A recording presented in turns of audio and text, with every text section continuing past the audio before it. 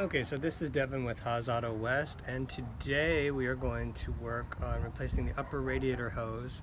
We're on a 94 Jeep Grand Cherokee with a 5.2 liter V8. You can see here's my old radiator hose, and here's the hole in it. And it connects to the thermostat housing down in there. And for the first part of it, we're going to open up this clip. I've got this specialized tool here that lets you open up clips like that. It's going to be either one of these or channel locks. And I've placed a catch underneath here. Get my antifreeze, which will come out very soon. So to put this tool on here, we just do it like so. Alright, so here's our tool all set up on our clamp. And we just give it a squeeze. And it opens it up, and then we can wiggle it off. It's usually a little two-handed job here. Alright, so that's going to drain right there. We just pulled it off. And we're going to go over here and check out this little hose clamp. See if I can show it to you guys. Got me a long standard screwdriver. And I'm just going to unscrew this guy until he's ready to wiggle off himself. Sometimes getting these started can be kind of difficult. You might also use an 8mm socket on some extensions. Pretty sure it's 8mm.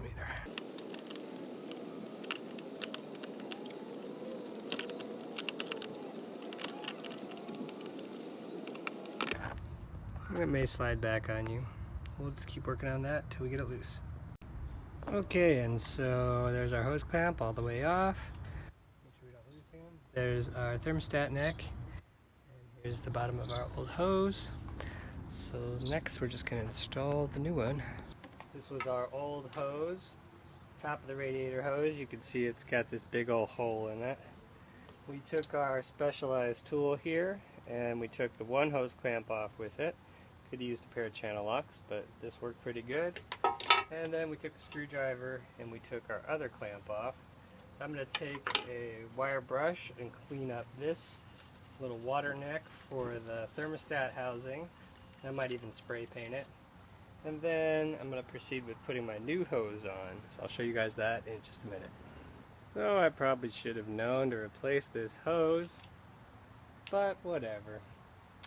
I took some primer paint and hit the water neck, and it feels like it's had long enough to dry.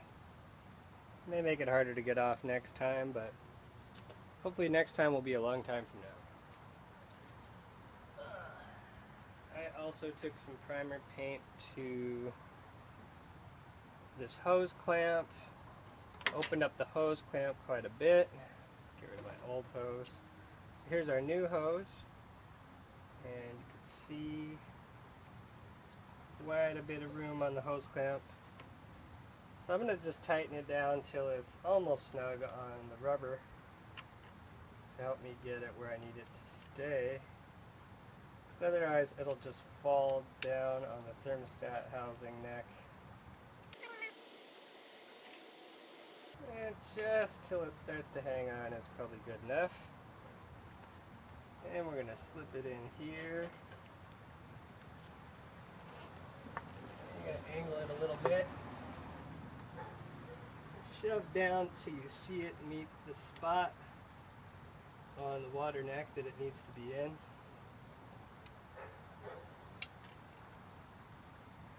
And you just want to loosen this guy up some.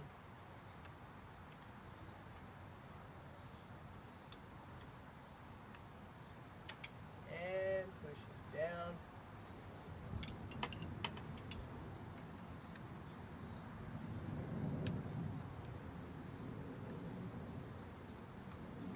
There we go.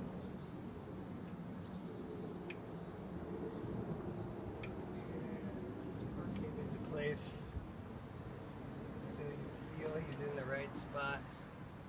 Should definitely still have quite a bit of hose showing on the other side. I'm just going to wiggle him forward a little bit. And you You'll know when you overdo it because it'll just drop all the way down. And you'll feel super annoyed. Like I should feel right now. Alright. Let's tighten it back up there. Hopefully if it's not tightened, you'll still be able to slide it back and forth to get it in the right place. And front to back to get it in the right place. You start with it a little bit too far forward, it can be good, then you can still get to it once it's tightened. The other thing you can do is you can rotate the hose just slightly. A little easier to do when you don't paint it, but either way it should work out. And just tighten this hose clamp up.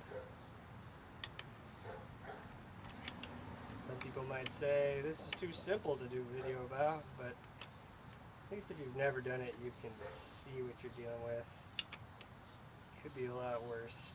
For this particular engine, it's at least on the top.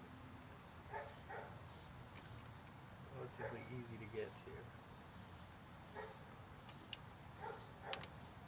And just keep an eye on your hose as you tighten. You don't want to overdo it, but you don't want it to leak either.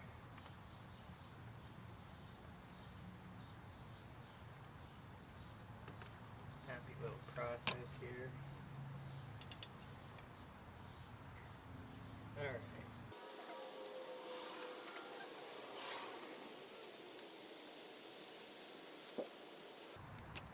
Since it's really snug, it just shouldn't go anywhere when you go to move it around. I'm not sure if this Jeep originally had a standard hose clamp here or not. A lot of people are not fans of spring hose clamps. But anyway, we do have a spring hose clamp for the other end. Got it on this special tool that helps me squeeze it. Let's go ahead and get it on there. And then using the tool or your channel locks, just squeeze it all the way open. Get it back in the right position, and then go ahead and release it using a little latch. Cool. There goes that. Now I'm going to go mix up some antifreeze so that you can see me top it off here real quick, and then we'll start the engine.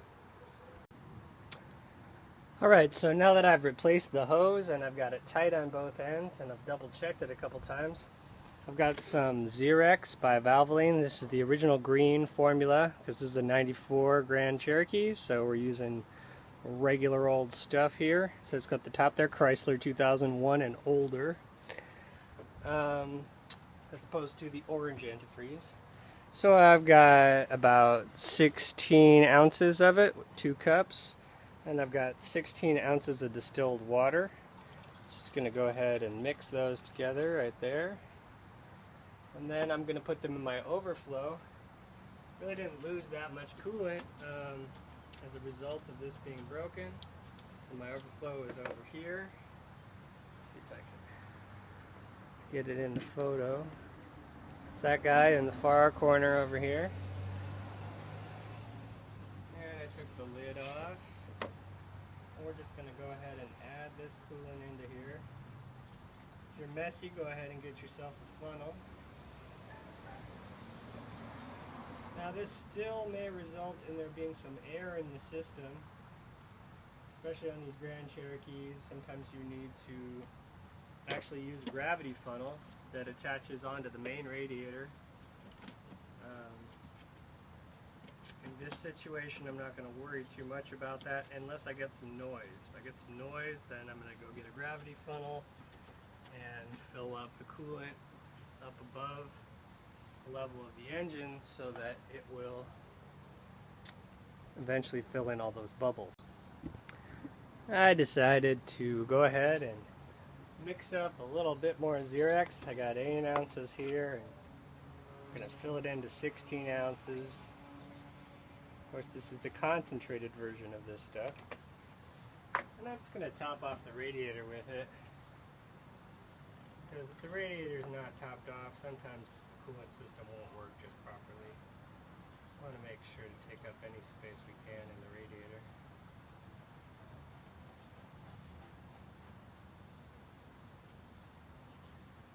Sometimes you might even want to squeeze on the new hose a little bit. It might burp some.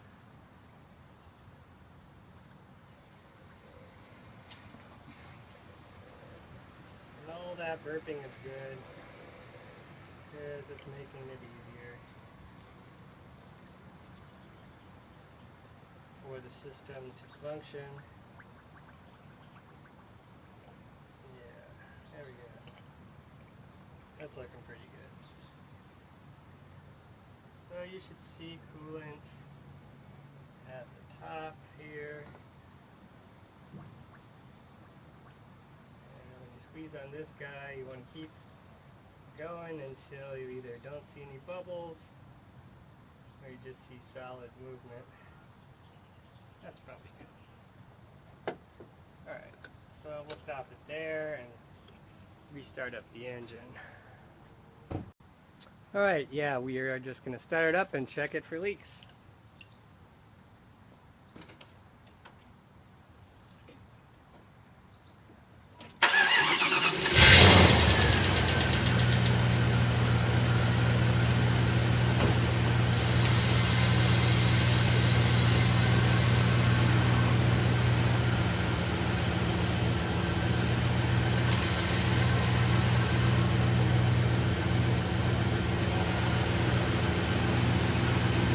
And of course, we need to let it run just a little while for the thermostat to open, because until the thermostat is open, this hose is just full of air.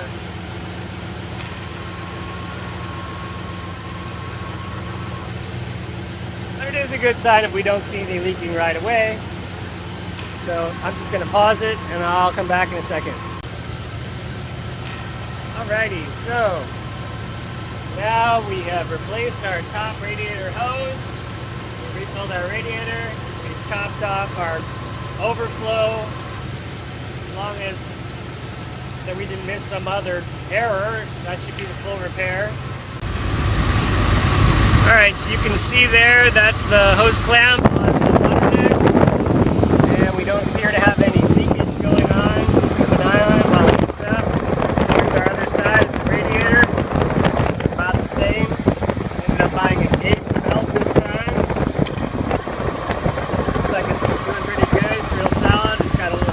On it.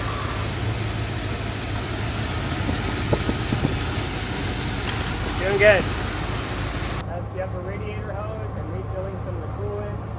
This is Devin from Haas Auto West, and you can go ahead and hit like and subscribe to our channel to get more videos like this in the future. We're usually working on Jeeps and other Mopar vehicles. Have a great day.